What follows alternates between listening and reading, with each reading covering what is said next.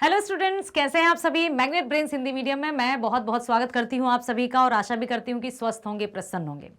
प्रिय विद्यार्थियों, हमने अपनी पाठ्य पुस्तक किसलय भाग 2 के 10 पाठ पूरी तरह से कंप्लीट कर लिए हैं और मैं ये भी आशा करती हूं कि ना सिर्फ मेरी तरफ से पूरे हुए हैं बल्कि आपने भी बहुत ध्यानपूर्वक हर एक पाठ को सुना है, समझा है। कवि परिचय से लेकर एमसीक्यूज तक, मतलब मल्टीपल चॉइस क्वेश्चन तक सभी जो पाठ हैं उनको बहुत अच्छे से सुना, समझा है।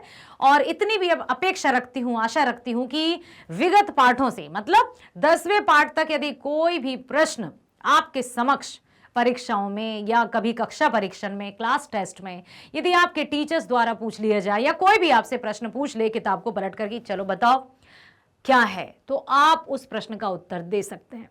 इसी आशा के साथ लेकर आई हूं आज पाठ 11 कबीर के दोहे के मल्टीपल चॉइस क्वेश्चंस, जिसमें हम कबीर दास जी के जीवन के कुछ खास बातों के साथ साथ हो सकता है कि प्रश्न में आ जाए और साथ ही किस तरह के संत कबीर ने दोहे लिखे हैं, उनके दोहे किस पर आधारित हैं, ये सब कुछ जानेंगे। तो मैं अब आशा करती हूं कि आपने इसके जो प्रीवियस वीडियोस हैं वो देख लिए हैं और मल्टीपल चॉइस क्वेश्चंस अर्थात वस्तुनिष्ठ प्रश्नों के उत्तर आप बहुत अच्छे से देंगे। ठीक है, चलो तो शुरू करते हैं। कैसे व्यक्ति का संसार में लोग विश्वास करते हैं। कबीरदास जी के अनुसार संसार के लोग कैसे व्यक्ति पर विश्वास करते हैं। साची कहे तो मारन धावे, झूठी जगपति आना। जो सच कहता है उसको सब बुरा मानते हैं। समझ में आया। कबीरदास जी के अनुसार यही कहा है कि जो लोग हमेशा सच्चाई का साथ देते हैं, लोग उनको कहते हैं अरे यार इसको किसने कहा था सच कहने के लिए। तो सच कड़वा लगता है सबको। सच सुनने की किसी की हिम्मत भी नहीं होती है और यदि प्रशंसा कर दो, झूठी तारीफ कर दो, बड़ा मजा आता है लोगों को कि हाँ सच में क्या बात है। और उन्हीं की संगति अच्छी लगती है लोगों को जो झूठी झूठी प्रशंसा करते रहते हैं। तो कैसे व्यक्ति का संसार में लोग विश्वास करते हैं। विकल्प दिया है सच्चे, दूसरा झूठे, तीसरा स्वाभिमानी और चौथा ईमानदार। तो इस मैंने जो अभी कहा उसके अनुसार आप बिल्कुल भली भांति समझ सकते हैं कि झूठे व्यक्ति पर ही विश्वास करते हैं लोग। जो सच्चे होते हैं उनकी कोई सुनना ही नहीं चाहते, कहते भाई तुम बस चुप ही रहो, हाँ हाँ आप बताइए आप बताइए। तो जग के जो दुनिया के लोग हैं वो इस तरह से इस झूठ के जंजाल में फंसे जा रहे हैं। लोभ, मोह, लालच, छल, कपट, बैर, द्वेष, ईर्ष्या, जलन, इस तरह की भावनाओं को ओढ़कर बस अपना जीवन जी रहे हैं। दिन रात सोचते हैं कि कुछ ना करना पड़े, बस खाने को मिल जाए, पांव पसार के सोने को मिल जाए। तो ये कबीरदास जी ने कहा था कि यदि मतलब कि किस तरह से लोग निश्चिंत होकर पांव पसार कर, पांव तान कर सो जाते हैं।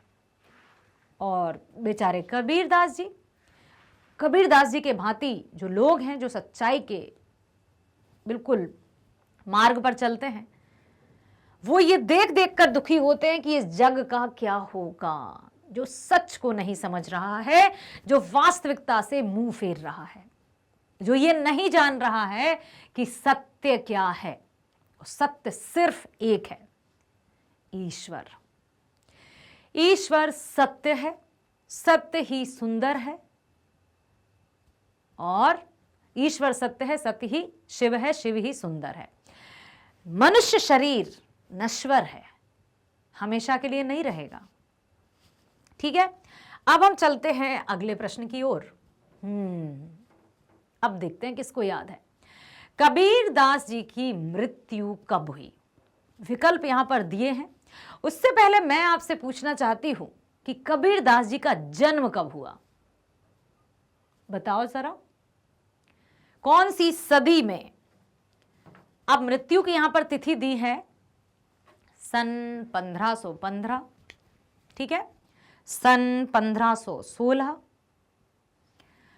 सन 1517 और सन 1518।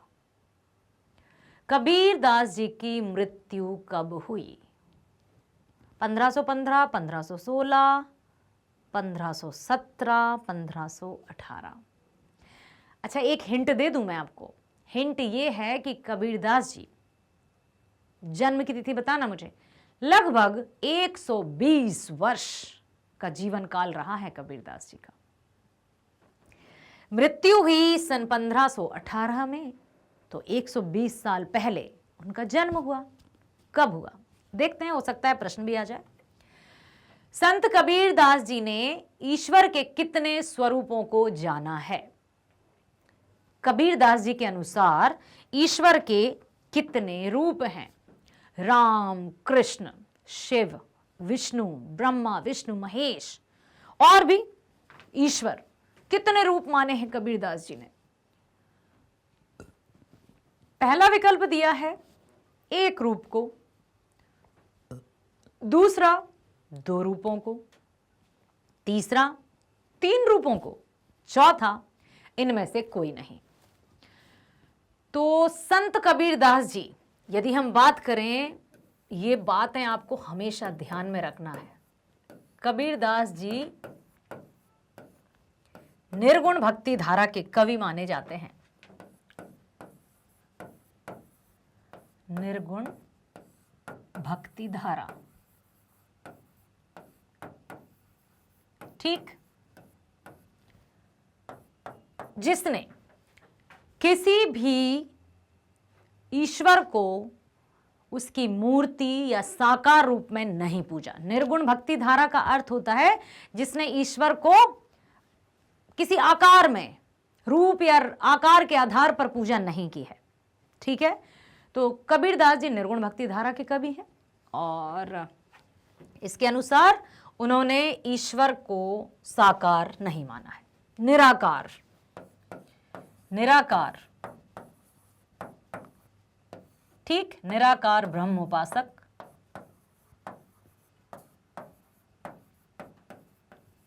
ठीक है, कहने का तात्पर्य, अब आपको हो सकता है कुछ हिंट मिल गई हो। मैंने अभी कहा कि कबीरदास जी निर्गुण भक्ति धारा के कवि हैं जिन्होंने किसी भी तरह से ईश्वर को किसी आकार या रंग रूप में नहीं पूजा है। तो अब संत कबीरदास जी ने ईश्वर के कितने स्वरूपों को जाना है? 1, 2, 3 या इनमें से कोई नहीं। तो विकल्प होगा 1, क्योंकि एक ईश्वर को ही वे मानते थे। उनके अनुसार परमात्मा एक है जो अलौकिक शक्ति है, जो सर्वत्र विद्यमान है, कण कण में विद्यमान है। और उनका एक शब्द भी है, हाँ, मोको कहाँ ढूंढे बंदे मैं तो तेरे पास में। मतलब मुझे क्यों मंदिर, मस्जिद, काबा, कैलाश, तीर्थ स्थलों में ढूंढते फिरते हो? ना मैं देवल, ना मैं मस्जिद, ना काबे कैलाश में, खोजी होए तो तुरत ही मिल हो पल भर की तलाश में।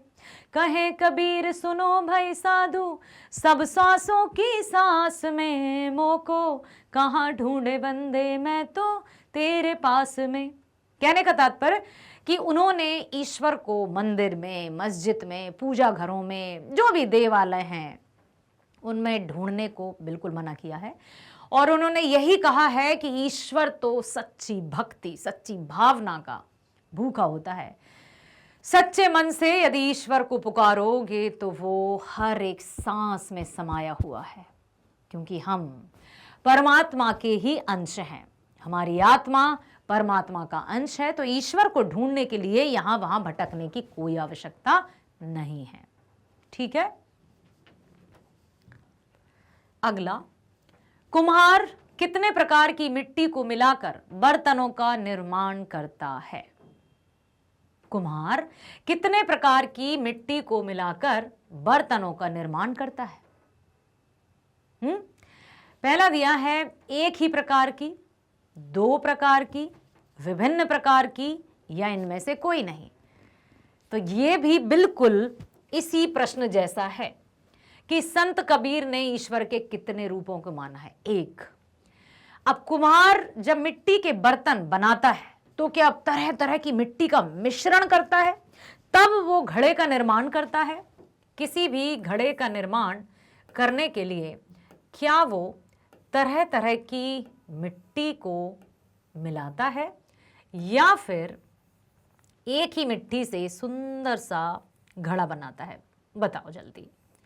जब भी कुम्हार घड़ा बनाता है तो उसका जो घड़ा सिर्फ एक मिट्टी का बना होता है या बहुत सारी मिट्टियों का मिश्रण? ये पूछ रही हूं मैं आपसे। अब मुझे बताएंगे जल्दी से जल्दी आप। आपने इस तरह के घड़े देखे होंगे ना, सुंदर सुंदर सजाते भी हैं फिर वो। तो ये जो घड़े रहते हैं वो एक मिट्टी के बने होते हैं या अलग अलग तरह की? जल्दी बताओ बच्चों, मैं आपका वेट कर रही हूं। चलो, इतनी डिजाइन काफी है। तो मिट्टी का जो घड़ा रहता है वो एक ही मिट्टी का बनता है या बहुत सारी मिट्टियों के मिश्रण में बनता है? तो कुम्हार कितने प्रकार की मिट्टी को मिलाकर बर्तनों का निर्माण करता है? एक ही प्रकार की, दो प्रकार की, विभिन्न प्रकार की, या इनमें से कोई नहीं?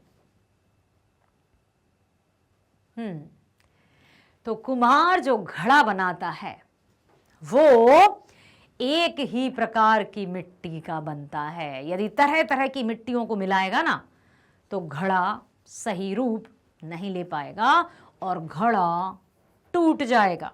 बिल्कुल समझ में आया? अब आया है प्रश्न, देखें इसको। चलो, कबीर जी के अनुसार ईश्वर कहां कहां पर विद्यमान है? कबीरदास जी ने ईश्वर को कहां कहां कहा है कि वे कहां रहते हैं ईश्वर? पहला मंदिरों में, दूसरा हृदय में, तीसरा कण कण में, और चौथा इनमें से कोई नहीं। कश्मीरी भाषा की एक कवयित्री हैं। कश्मीरी भाषा की कवयित्री, कवयित्री ललद्यद्य, जिन्होंने वाक लिखे हैं। वाक, उनका एक वाक है कि थल थल में बसता है शिव ही, थल थल में बसता है शिव ही। यहां पर शिव इसलिए कहा है उन्होंने, ललद्यद ने, क्योंकि वो शिव जी की पूजा करती थी, शिव को मानती थी, इसलिए उन्होंने अपने शिव को प्रभु, मतलब प्रभु की तरफ हम जैसे भी माने, अल्लाह ईश्वर। थल थल में बसता है शिव ही, भेद न कर क्या हिंदू मुसलमान, ज्ञानी है तो स्वयं को जान, वही है साहिब से पहचान। कवित्री के अनुसार हम परमात्मा को कभी यहाँ ढूंढ रहे हैं, कभी वहां ढूंढ रहे हैं। जैसे कबीरदास जी ने कहा था ना, मोह को कहाँ ढूंढे बंदे, मैं तो तेरे पास में, ना मैं देवल ना मैं मस्जिद, ना काबे कैलाश में। ठीक इसी तरह से ललद्यद जी ने भी कहा है कि थल थल में बसता है शिव ही, भेद न कर क्या हिंदू मुसलमान, ज्ञानी है तो स्वयं को जान, वही है साहिब से पहचान। मतलब ईश्वर को जानने के लिए पहले खुद को जानो, पहले खुद को पहचानो। जब आप खुद को पहचानोगे, खुद को जानोगे, तो समझ लो आप परमात्मा को भी जान गए। क्योंकि किसी भी तरह से जब तक मनुष्य खुद को नहीं जानेगा वो परमात्मा को क्या जानेगा। आत्मा में परमात्मा का निवास होता है। तो कबीरदास जी के अनुसार भी ईश्वर कण कण में बसता है, कण कण में। ईश्वर को कहीं ढूंढने की आवश्यकता नहीं है। अगला है, किसी भी व्यक्ति की पहचान किससे होती है? पहला दिया है कुल, दूसरा दिया है कर्म, तीसरा दिया है वस्त्र और चौथा दिया है भोजन। तो एक कबीरदास जी की साखी बताती हूं। ऊंचे कुल का जनमिया, जनमिया, ऊंचे कुल का जनमिया, जे करनी ऊंची न होई, जे करनी ऊंची ना होए, ना होए, सुबरन कलश सुरा भरा, सुबरन कलश सुरा भरा, सुरा मतलब मदिरा, सुरा भरा, साधु निंदा सोए। मैंने 4 पंक्तियों में लिख दिया, 2 में आता है ये, साधु निंदा सोए। कहने का तात्पर्य, ऊंचे कुल का जन्म या जे करनी ऊंच ना होए। यदि किसी ऊंचे कुल में जन्म लिया है, ऊंचा कुल किसको कहते हैं समाज में, जिसके पास धन दौलत इज्जत शोहरत सब कुछ हो, जैसे राजसी परिवार में, ठीक है, किसी बड़े घराने में जन्म लिया, लेकिन उस व्यक्ति के कर्म ऊंचे नहीं है तो कैसे होगा वो? क्या उसको ऊंचा माना जाएगा? क्या उसकी जो पहचान है समाज में वो अच्छी होगी? वो ऊंचे कुल में जन्मा है लेकिन उसकी करनी बिल्कुल निम्न कोटि की है, निम्न स्तर की है, छोटी है, ठीक है। जन्मा है वो बड़े राजसी ठाट-बाट में, लेकिन कर्म उसके इतने बद से बदतर हैं कि कोई भी उसके बारे में बात तक नहीं करना चाहता। तो क्या समाज में उसको सम्मान मिलेगा? नहीं, क्योंकि उसकी पहचान उसके कुल से नहीं, उसके कर्म से होती है। यहां पर बताया, ऊंचे कुल का जन्मिया जे करनी ऊंच न होई, सुबरन कलश सुरा भरा, साधु निंदा होई। जिस तरह से सोने के कलश में, सोने के कलश में, ठीक है, यदि मदिरा भर देंगे तो क्या मदिरा अमृत हो जाएगी? बताओ, तो मदिरा क्या अमृत हो जाएगी? मदिरा मदिरा ही रहेगी, चाहे भले ही वो स्वर्ण के कलश में भरी है। इसलिए व्यक्ति की पहचान कुल कर्म वस्त्र भोजन से ना होकर उसके कर्म से होती है। आया समझ में बच्चों? कि ऊंचे कुल का जन्मिया जे करनी ऊंची न होई, सुबरन कलश सुरा भरा, साधु निंदा सोए। व्यक्ति की पहचान उसके कर्मों से होती है, ना कि उसकी जाति से, पाति से, ऊंचे खानदान या कुल में जन्म लेने से, ना वस्त्रों से। कबीरदास जी ने कहा था ना कि मतलब जाति ना पूछो साधु की, हमने पढ़ा था ना, जाति ना पूछो साधु की, पूछ लीजिए ज्ञान, मोल करो तलवार का, पड़ा रहन दो म्यान। कोई भी व्यक्ति आता है, साधु सज्जन है, उससे ये मत पूछो आप किस समाज से बिलोंग करते हैं, अरे उनका क्या ज्ञान है, उस ज्ञान को अर्जित करना है, ठीक है। तो जाति ना पूछो साधु की, पूछ लीजिए ज्ञान, मोल करो तलवार का, पड़ा रहन दो म्यान। तो यहां पर किसी भी व्यक्ति की जो पहचान है वो किससे होती है? उसके कर्म से। अगला है, कबीर ने संत के क्या लक्षण बताए हैं। अब यदि मैं आपसे कहूं कि संत का अर्थ क्या मानते हैं, हम संत का क्या अर्थ मानते हैं? संत हैं वो, साधु संत हैं, कहने का तात्पर्य क्या है?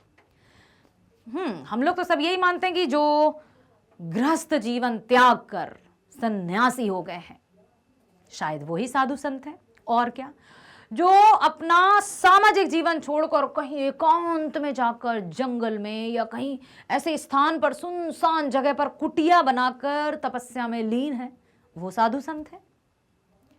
फिर जो साधु संत कहलाते हैं XYZ, आपने भी सुना होगा, समाचारों में भी देखा होगा, न्यूज़पेपर्स में भी पढ़ा होगा कि कुछ साधु संत जिनको लोग पूजने लगे थे, आज उनसे जेलें भरी। तो संत किसे कहेंगे? संत का तात्पर्य ये कदापि नहीं है कि लंबे लंबी दाढ़ी बढ़ा लो, कमंडल हाथ में रख लो, रुद्राक्ष धारण कर लो, गेरुआ वस्त्र धारण कर लो, अलख निरंजन सब दुख भंजन, अरे बेटी बताओ मैं तेरा भाग्य बताता हूं, ये सब नहीं है, ठीक है। संत का अर्थ होता है जिसके मन में सच्चाई हो, जिसके मन में सत्य हो, ठीक है, जो अपने कर्म के प्रति पूरी तरह से समर्पित हो, जो सद्मार्ग पर चलता हो, जिसके सद्विचार हो, सद्व्यवहार हो, वो संत है। समझ में आया? तो कबीर ने संत के क्या लक्षण बताए हैं? पहला दिया है, वह किसी एक मत को मानता है। दूसरा, वह अपने पक्ष का समर्थन करने वाला होता है। तीसरा, वह निरपेक्ष होकर ईश्वर का भजन करता है। और चौथा, वह सभी मतों को मानता है। यहां पर मत मतलब जाति, धर्म, ये कि भाई ये मैं हिंदू हूं, मुस्लिम हूं, सिख हूं, ईसाई हूं, मेरे ईश्वर हैं, अल्लाह हैं, गुरु हैं या यीशु हैं, ये। तो जो सच्चा संत है, क्या वो धार्मिक किसी एक धर्म के प्रति पक्षपात करेगा? किसी एक धर्म का फेवर करेगा? नहीं। इसका तात्पर्य है कि संत सभी धर्मों के प्रति समभाव रखेगा। ठीक है, तो यहां पर कौन सा आपको लगता है कथन कि संत का अर्थ है वह किसी एक मत को मानता है? नहीं। वह अपने पक्ष का समर्थन करने वाला होता है? नहीं। वह निरपेक्ष होकर ईश्वर का भजन करता है? निरपेक्ष मतलब निष्पक्षता के साथ सभी धर्मों को, सभी जातियों को एक मानकर अपने ईश्वर भजन में लीन रहता है। तो हमारे विचार से यही सही है और बिल्कुल सही। ठीक है बेटा, तो जब हम सोच समझकर एकदम बहुत अच्छे से कोई विकल्प चुनते हैं तो वो सही जाता है। अक्कड़ बक्कड़ बम्बे वो मत करना, नहीं तो पूरे 100 की जगह 0 हो जाता है। अगला प्रश्न है, कबीर की रचनाएं संकलित हैं। कबीरदास जी की रचनाएं संकलित किस में है? पहला दिया है सूर सागर में। सूर सागर किसकी रचना है? सूरदास जी की, मतलब ये विकल्प तो गया। दूसरा है कबीर ग्रंथावली में। यहां कबीर आया है। तीसरा भी पढ़ लेते हैं, सूर सारावली में, ये भी सूरदास जी की रचना है। और अंतिम है उपर्युक्त में से कोई नहीं। तो उपर्युक्त में से कोई नहीं तो नहीं है, क्योंकि ये दोनों सूरदास जी की हैं और कबीर ग्रंथावली में ही आपकी सभी जो रचनाएं हैं वो संकलित हैं। ठीक है, बहुत सही। अगला, कबीरदास की रचनाएं हमें मिलती हैं। यस, बहुत बढ़िया प्रश्न है। कबीरदास जी की जो रचनाएं हम पढ़ते हैं वो किस रूप में हमें प्राप्त होती हैं? साखी के रूप में। प्रेमी ढूंढत मैं फिरूं, प्रेमी मिले ना कोई, प्रेमी को प्रेमी में मिले, सब विष अमृत होए। ये साखी है, मतलब कबीरदास जी की रचनाएं साखी में मिलती हैं। सबद, मुंह को कहां ढूंढे बंदे, मैं तो तेरे पास में, ना मैं देवल ना मैं मस्जिद, ना काबे कैलाश में, खोजी होए तो तुरत ही मिलहो पल भर की तलाश में। सबद 4-6 पंक्तियों के होते हैं, मतलब ये भी है रमैनी। रमैनी हमने पढ़ा था ना बेटा, साखी, सबद और रमैनी। पहला वीडियो हमने देखा था जिसमें कबीरदास जी के जीवन परिचय के बारे में दिया था, तो ये भी है। कहने का तात्पर्य कि सभी कथन सत्य हैं, यही आना चाहिए सही विकल्प। बहुत सही। अगला है, कबीरदास जी ने किए, क्या किए? पहला, आर्थिक सुधार के कार्य। पैसे से संबंधी बहुत सारी हेल्प की लोगों की। पैसे बांटते थे रात रात में जाकर कि वोट मुझे ही देना, ऐसा नो, मतलब आर्थिक से उनका कोई लेना देना नहीं था, तो ये हटा देते हैं। दूसरा, समाज सुधार के कार्य, क्योंकि उन्होंने किसी भी जाति, पाति, धर्म आदि के भेदभाव को नहीं माना और उन्होंने सिर्फ एक ईश्वर जो अलौकिक है उनके अनुसार समाज में सबको मिलजुल कर रहना चाहिए। धार्मिक और आर्थिक या धार्मिक कार्य, तो सही जवाब होगा समाज। समाज के लिए ही उन्होंने अपना समर्पित जीवन किया। प्रश्न एक और मैं आपसे पूछती हूं कि कबीरदास जी का जन्म कब हुआ? जल्दी बताओ, कबीरदास जी का जन्म कब हुआ? बताओ। यदि हम जीवन लिखें तो कब से कब तक लिखें? 1518 आपने मृत्यु की सन चुन लिया था, तो जन्म कब हुआ था? और मैंने यह भी बताया था कि लगभग 120 वर्ष उनका जीवन काल रहा। तो क्या 1398? 1398 से 1518 तक कबीरदास जी का जीवन काल रहा। लगभग 120 वर्ष वे जिए और अपने जीवन काल में उन्होंने सबको सच्चाई, समाज, आपसी प्रेम, यही पाठ पढ़ाया और सबको यही शिक्षा दी। ठीक है, आशा करती हूं बहुत ध्यान से आपने सुना, समझा और कबीर दास जी जैसे महान संत को हमें अनुसरण भी करना चाहिए उनका, क्योंकि सैकड़ों वर्षों के बाद भी उनकी दोहे, उनकी रचनाएं वर्तमान जीवन से पूरी तरह से मेल खाती हैं। तो प्यारे बच्चों, बने रहो मैग्नेट ब्रेन्स पर। हिंदी, गणित, विज्ञान, सामाजिक विज्ञान, अंग्रेजी सभी विषय की कक्षा 7वीं से 12वीं तक की online best education 100% free provide की जाती है। तो मिलेंगे हम नेक्स्ट वीडियो में। स्वस्थ रहो, खुश रहो, bye, thank you so much.